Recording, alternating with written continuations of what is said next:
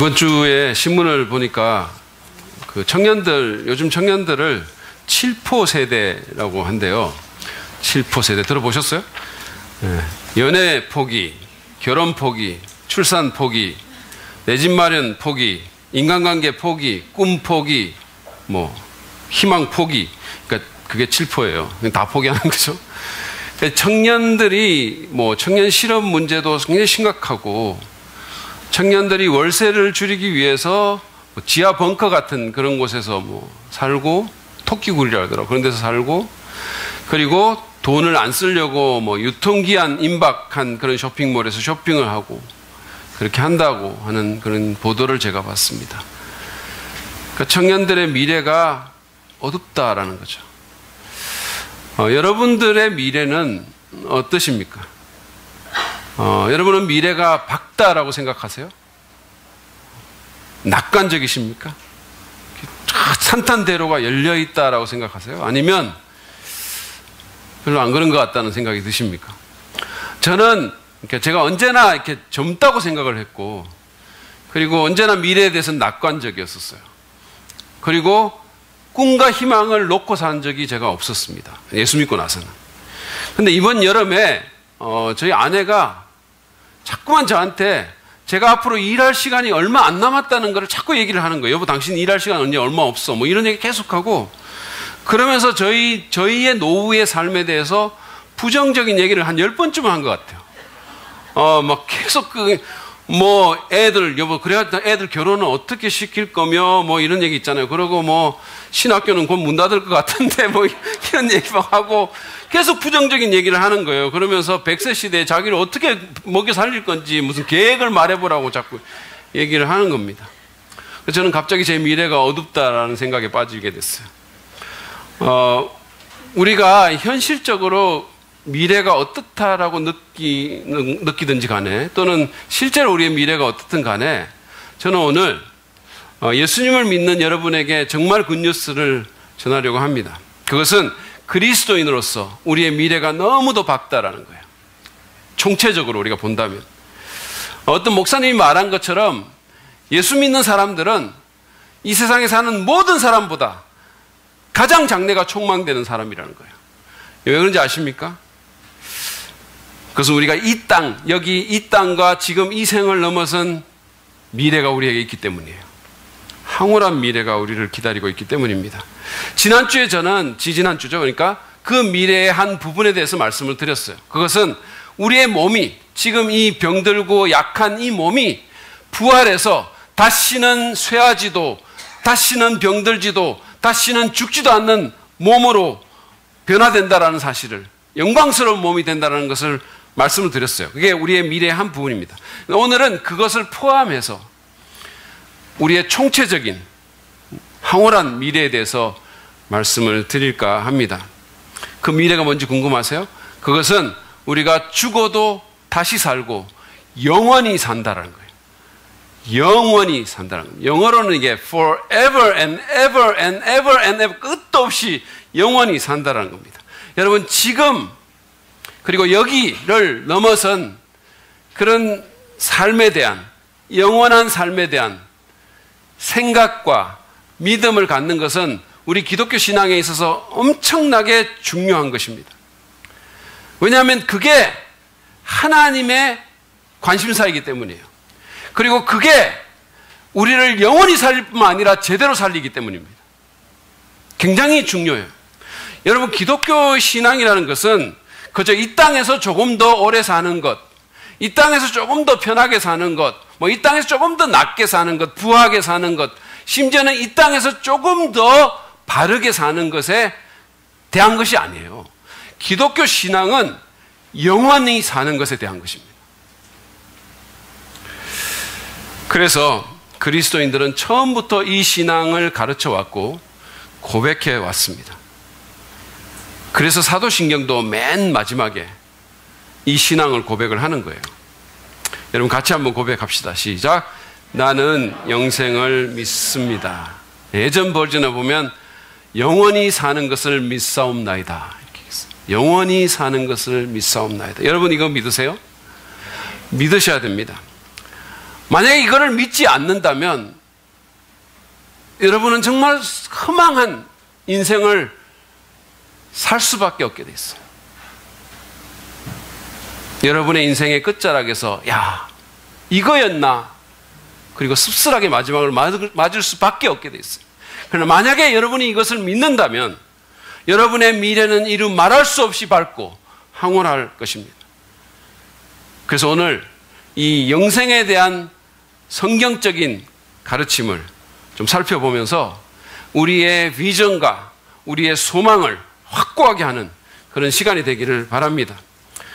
먼저 제가 좀 생각해 보고 싶은 것은 뭐냐 하면 우리는 영원히 사는데 천국에서 영원히 산다는 거예요.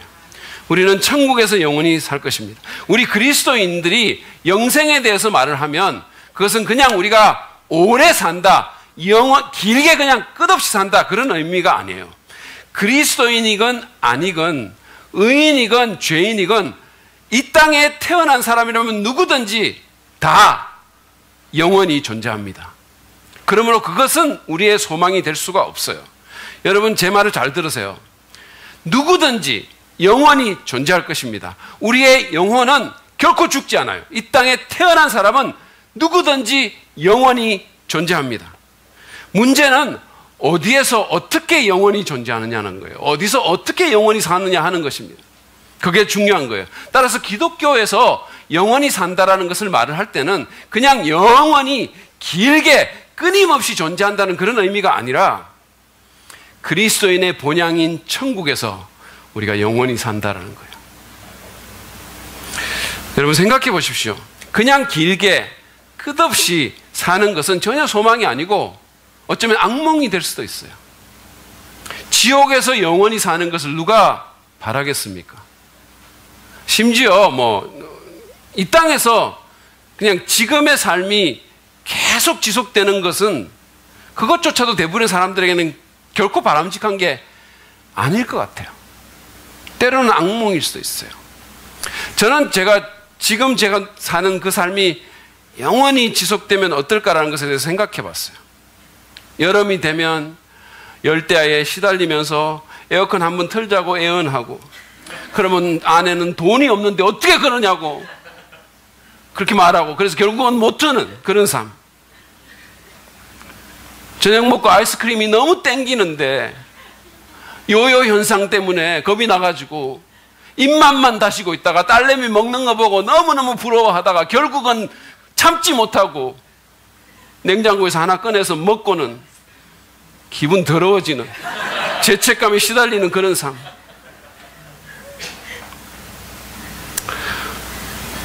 설교 생각도 안 나고 제목도 안 정해지고 아이디어도 안 떠오르는데 어김없이 토요일은 다가오고 유영희 사모는 전화해가지고 주보에 실을 설교 본문하고 제목 달라고 재촉받는 그런 삶. 다른 사람에게 오해받아가지고 속상해가지고 우리 집사람한테 하소연하면 그걸 왜 자기한테 말하냐고, 자기는 이미 다 알고 있다고 말하는 그런 삶.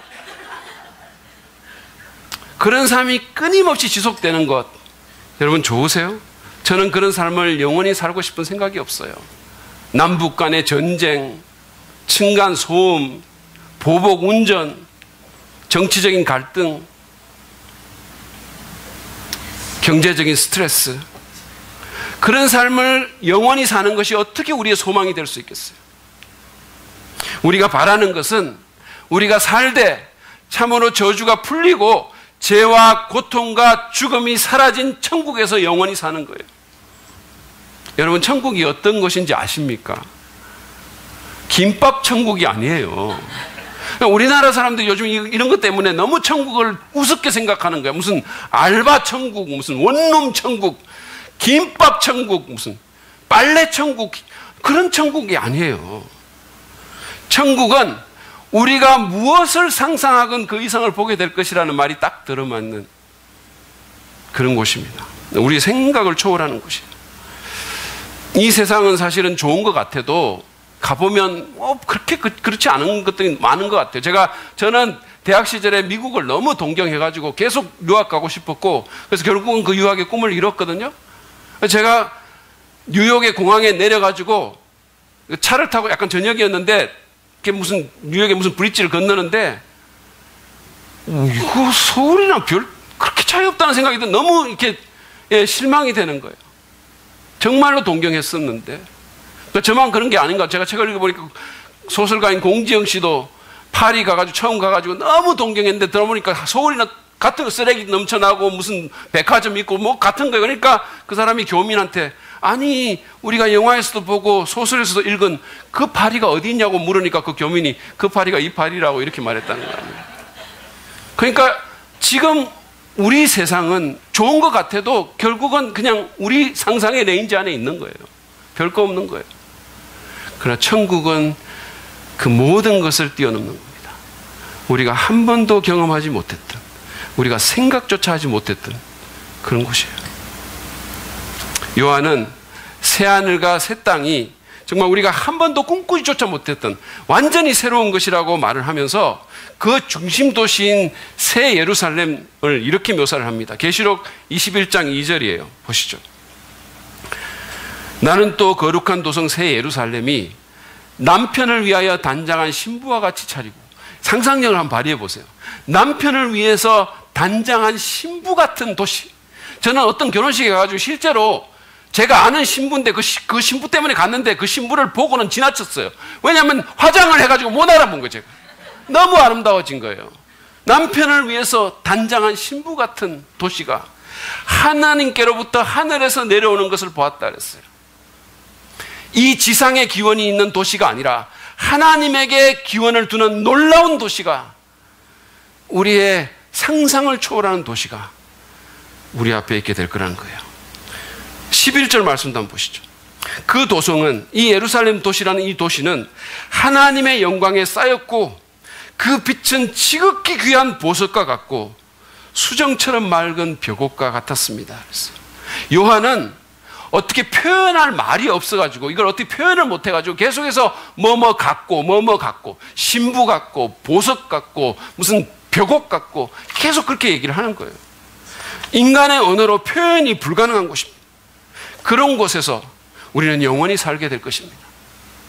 요한계시록 21장 4절에서 말하는 것처럼 우리의 눈에서 모든 눈물이 닦여지고 다시는 죽음도 슬픔도 울부짖음도 고통도 없는 그곳에서, 그야말로 이전 것들이 다 지나간 그곳에서 의와 평강과 기쁨을 충만히 누리면서 최고의 예배로 정말 가슴이 터질 것 같은 은혜를 우리가 누리면서 지치지 않는 열정과 에너지로 내가 정말 하고 싶은 일을,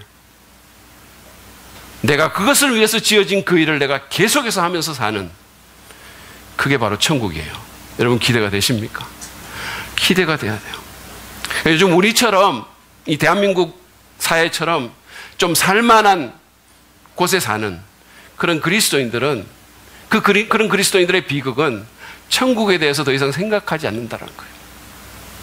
여기도 좀 괜찮으니까, 여기도 뭐 좋은 게 많으니까. 그러니까 자꾸 이 땅에 집착하는 거예요.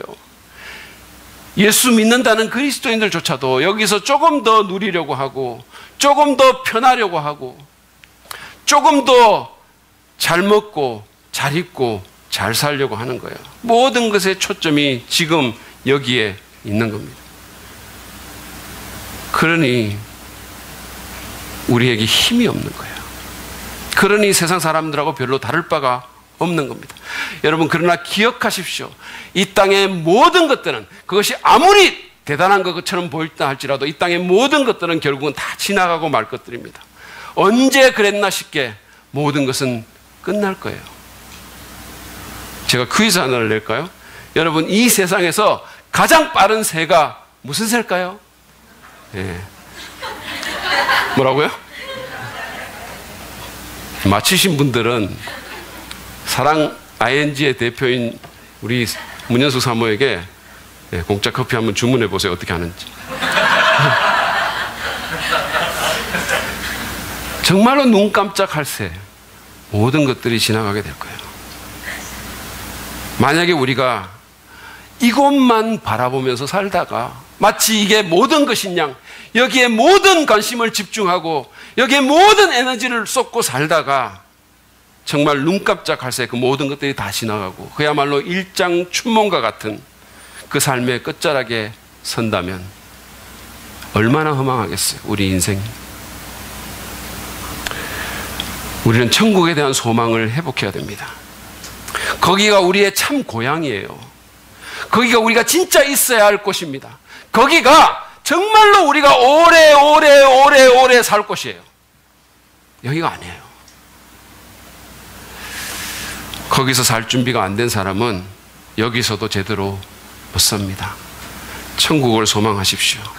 그래야 이 땅의 삶도 잘 살 수 있고 더 중요한 것은 그래야 그리스도인처럼 살 수가 있는 거예요. 그래야. 위대한 기독교 변증가인 C.S. 루이스는 자신의 걸작인 순전한 기독교라는 책에서 이 땅의 그리스도인들이 천국에 대해서 더 이상 생각하지 않게 되니까 자꾸 힘을 잃어간다고 지적했어요. 무력해진다는 겁니다. 천국을 지향하며 살기를 바랍니다. 그럴 때 진짜 이 땅의 삶조차도 제대로 살 수 있어요. 루이스의 말을 한번 들어보시죠. 천국을 겨냥하면 이 땅의 삶은 덤으로 얻는다. 그러나 이 땅을 겨냥하면 우리는 둘 다 이렇게 될 것이다. 얼마나 맞는 말입니까? 얼마나 멋진 말입니까? 천국을 겨냥하면 우리는 이 땅의 삶까지 덤으로 얻을 수 있어요.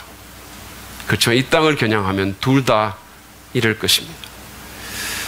우리가 영원을 보낼 그 천국을 바라보면서 그 소망으로 이 땅의 어려움을 돌파하고 그 소망으로 유혹을 뿌리치고 그 소망으로 이 땅의 성공의 영혼을 팔지 않고 그 소망으로 영원의 족적을 남길 수 있는 그런 삶을 살 수 있기를 바랍니다.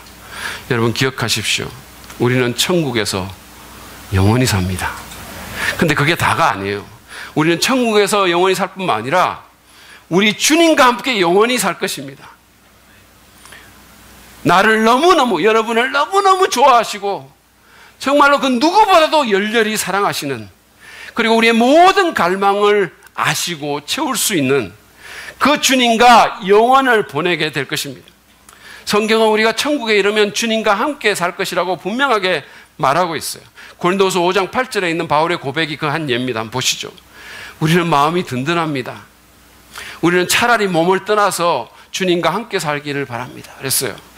바울은 여러분이 알다시피 굉장히 고생스러운 삶을 살았고 끊임없이 죽음의 위험에 시달리는 삶을 살았지만 그럼에도 불구하고 마음이 든든하다고 그랬어요. 왜냐하면 죽더라도 주님과 함께 살기 때문이에요. 우리가 이 세상을 떠나면 주님과 함께 삽니다. 예수님께서도 십자가에 못 박혀서 돌아가시면서 그 옆에 달려서 회개하는 강도에게 뭐라 그랬습니까? 네가 오늘, 너도 오늘 나와 함께 낙원에 있을 것이다 라고 말했어요. 그게 주님의 약속이었습니다. 주님과 함께 사는 그것이, 이 좋은 주님과 함께 영원을 사는 그것이 여러분에게 기대감을 불러일으키세요? 아니면 부담스러우세요? 만약에 이게 기대감이 안 된다면 뭔가 심각하게 잘못되어 있는 거예요. 사실 천국이 천국인 것은 거기에 주님이 계시기 때문입니다. 아무리 물리적인 환경이 좋다 하더라도 주님이 계시지 않는다면 그건 천국이 아니에요.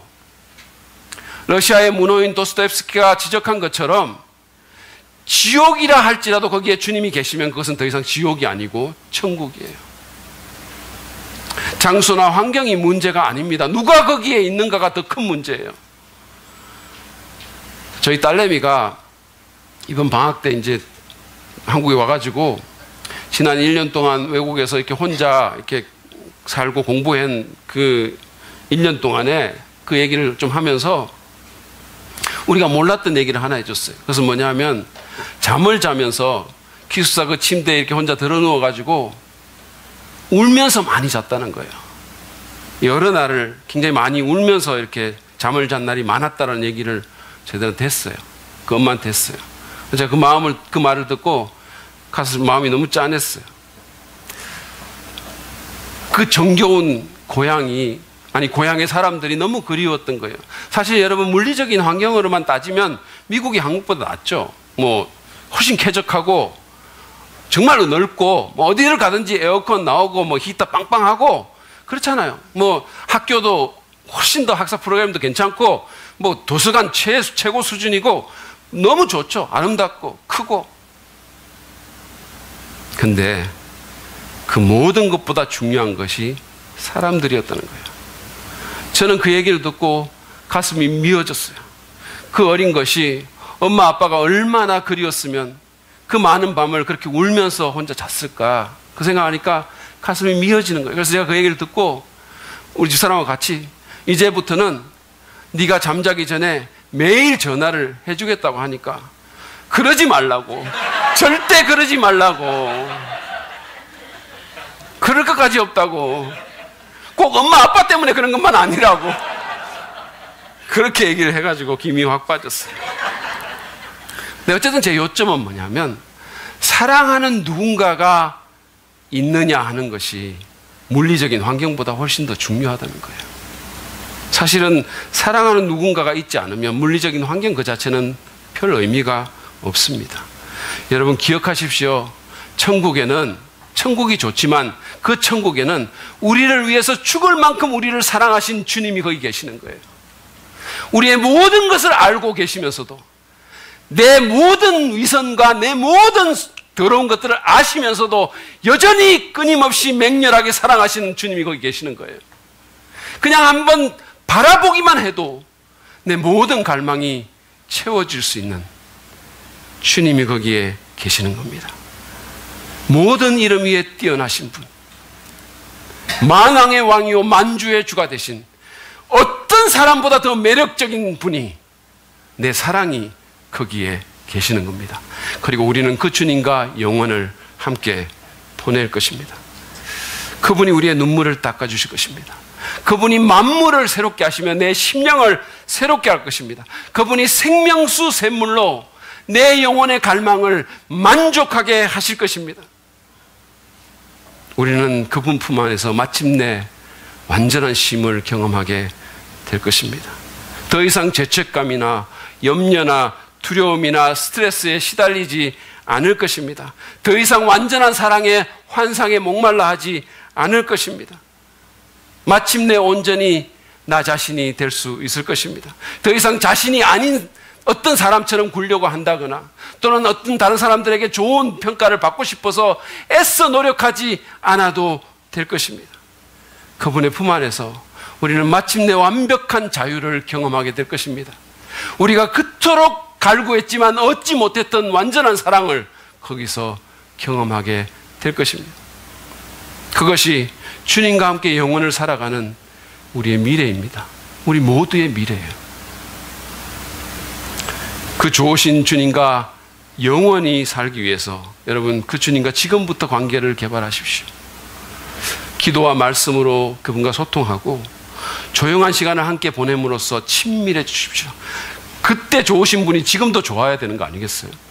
여기서 안 친하다가 거기 가서 갑자기 친해지려고 하면 좀 되게 이상하고 어색하지 않겠어요? 상당한 문화 충격을 느끼지 않겠습니까? 여기서 안 친했던 분하고 어떻게 영혼을 함께 보내려고 하십니까? 저는 여기서 정말로 계속해서 주님과 안 친하고 막 너무 어색한, 그리고 예배도 막 안 드리고 이런 분이 천국에 갈 수 있을지 의심스러워요. 그 주님과 관계가 없다는 증거 아니겠어요? 주님과 친해집시다. 그분의 사랑을 지금부터 사모하고 경험합시다. 그분을 예배하는 일에 온 힘을 쏟기를 바랍니다. 여러분 어차피 우리가 주일날 여기 시간 내서 여기 앉아 계시잖아요. 어차피 1시간 여기서 보내는데 그냥 여기 와가지고 시간 보내고 가는 것이 아니라 얼마나 아깝습니까? 그 시간이.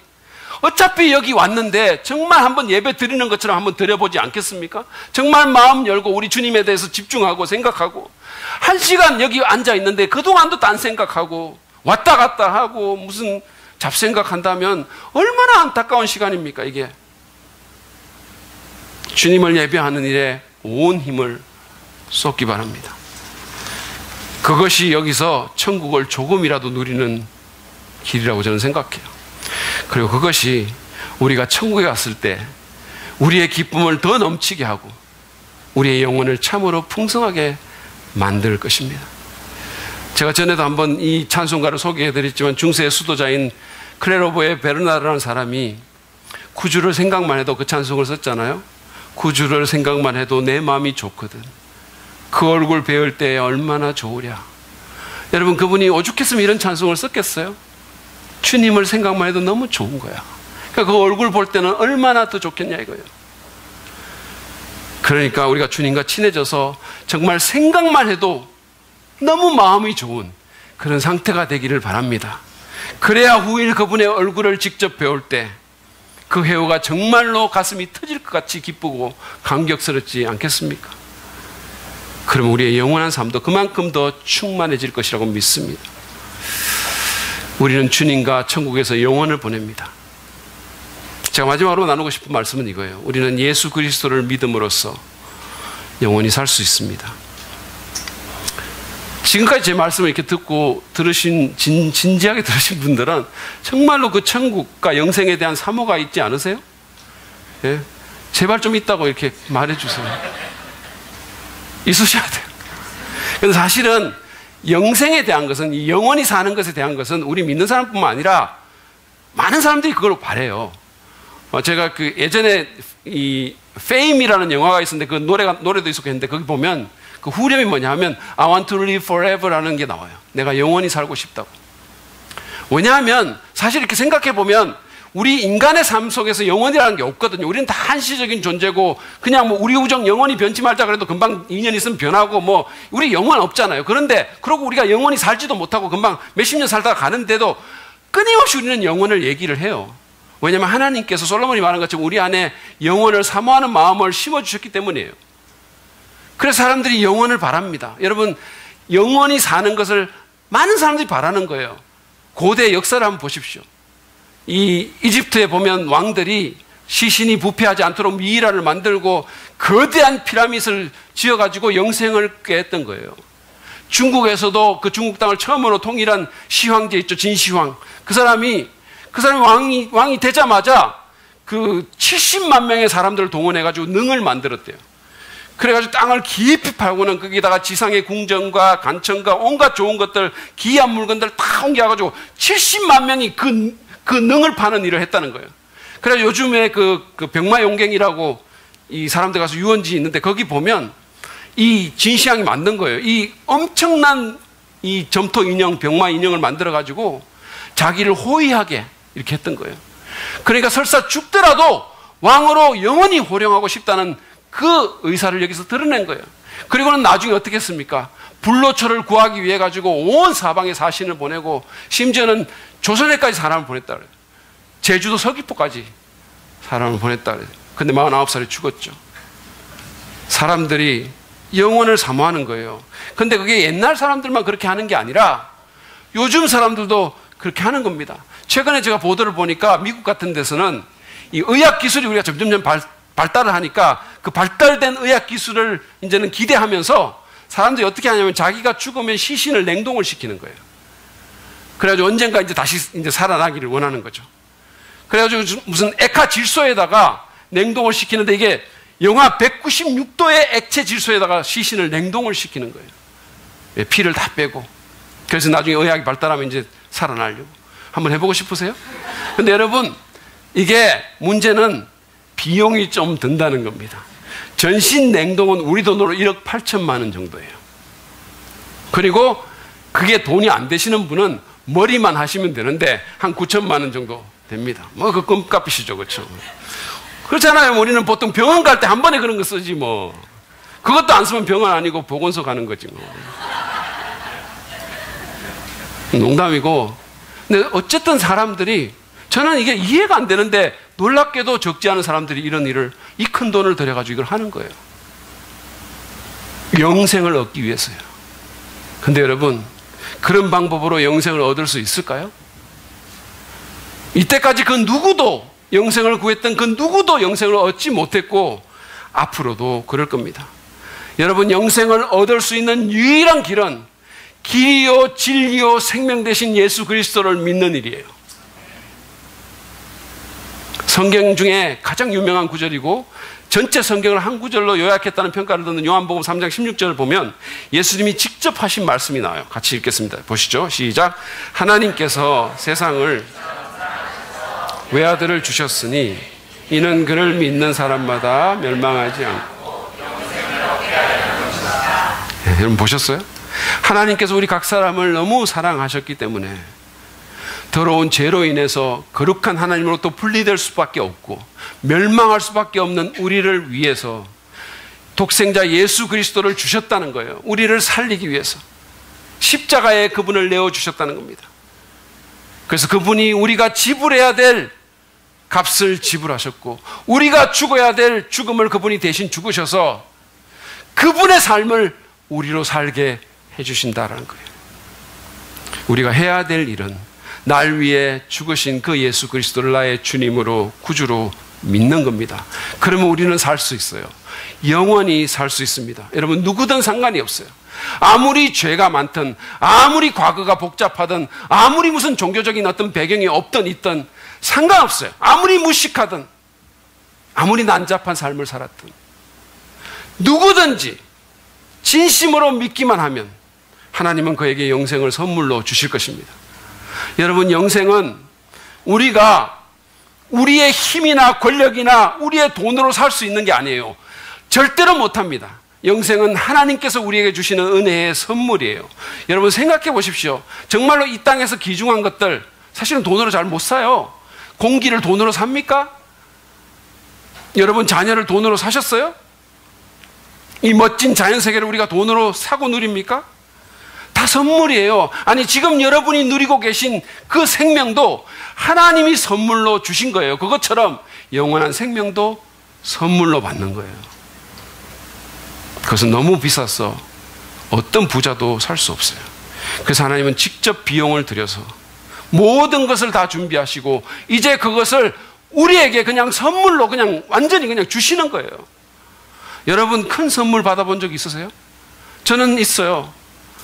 그 선물 받을 때 너무 감사하고 정말 어떻게 할 줄은 모르겠더라고요. 내가 이런 걸 받을 수 있나 너무 감사하고 그렇게 해주신 분이 너무 고맙고 내가 뭔데 이런 선물을 주시지. 그런 적이 몇 번 있었어요. 여러분 천국은 우리가 받을 수 있는 그 어떤 선물보다 더 크고 파격적인 선물이에요.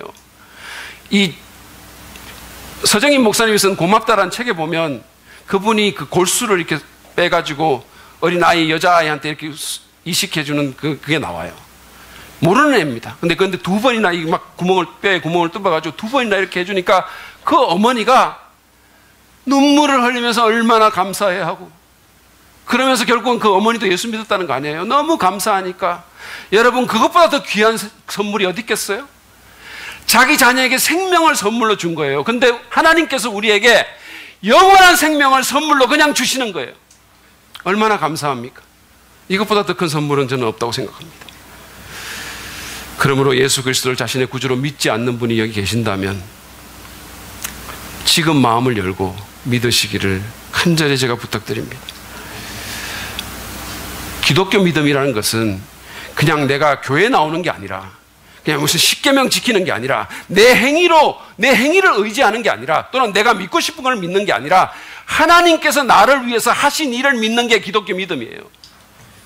믿으십시오. 그렇게 예수님 믿으면 여러분 영생을 선물로 받을 것입니다. 그리고 믿는 그 순간부터 영생은 시작됩니다. 왜냐하면요 예수님께서 놀라운 말을 하셨는데 이 영생이라는 게 죽은 후부터 시작되는 게 아니라 영생은 하나님을 아는 거기 때문에 지금부터 시작된다고 얘기를 했어요. 여러분 요한복음 17장 3절 말씀을 한번 보시죠. 예수님이 하신 말씀이에요. 같이 한번 읽겠습니다. 시작. 영생은 오직 한 분이신 참 하나님을 알고 그 아버지께서 보내신 예수 그리스도를 아는 것입니다. 예. 하나님을 관계적으로 아는 것, 그분과 관계를 맺고 그분과 알아가는 것이 바로 영생이라는 것이에요. 예수님은 영생을 시간적인 개념으로 본 게 아니라 삶의 질로 봤어요. 어떤 삶을 사는 것인가. 우리가 영원하신 하나님과 관계를 맺게 되고 그분의 무조건적인 사랑을 받게 되고 그분이 얼마나 놀라운 분인가를 알게 되고 그 임재와 영광을 누리게 되면 지금 이 땅에서부터 천국이 시작된다는 거예요. 영생이 이루어진다는 거예요. 여러분 내 영혼이 은총 입어라는 찬송 아세요? 내 영혼이 은총 입어 중한제쯤 벗고 보니 슬픔 많은 이 세상도 천국으로 화도다. 여러분 감사합니다. 여러분 최고의 청중이에요. 제 노래를 따라 불러주신 여러분, 이 찬송을 보면 이거 보세요. 내 영혼이 은총 입어 중한제쯤 벗고 보니 슬픔 많은 이 세상도 천국으로 화도다. 주의 얼굴 뵙기 전에 멀리 뵈던 하늘나라 내 마음속에 이뤄지니 날로 날로 가깝도다. 높은 산이 거친들이 초막이나 궁궐이나 내 주 예수 모신 것이 그 어디나 하늘나라 할렐루야 찬양하세. 내 모든 죄 사함 받고 주 예수와 동행하니 그 어디나 하늘나라. 여러분, 이게 얼마나 우리에게 감동이 됩니까? 이분이 이 찬송을 썼을 때 그분이 그것을 경험했기 때문에 쓴 거예요. 그러므로 기억하십시오. 영생은 여러분이 예수 그리스도를 구주로 믿을 때 시작되고 여러분이 죽을 때에도 계속되고 여러분을 천국 본향으로 이끌어주고 놀라운 주님과 영원토록 복락을 누리게 만들어 줄 것입니다. 그러므로 예수님을 믿으십시오. 이게 기독교의 복음이에요.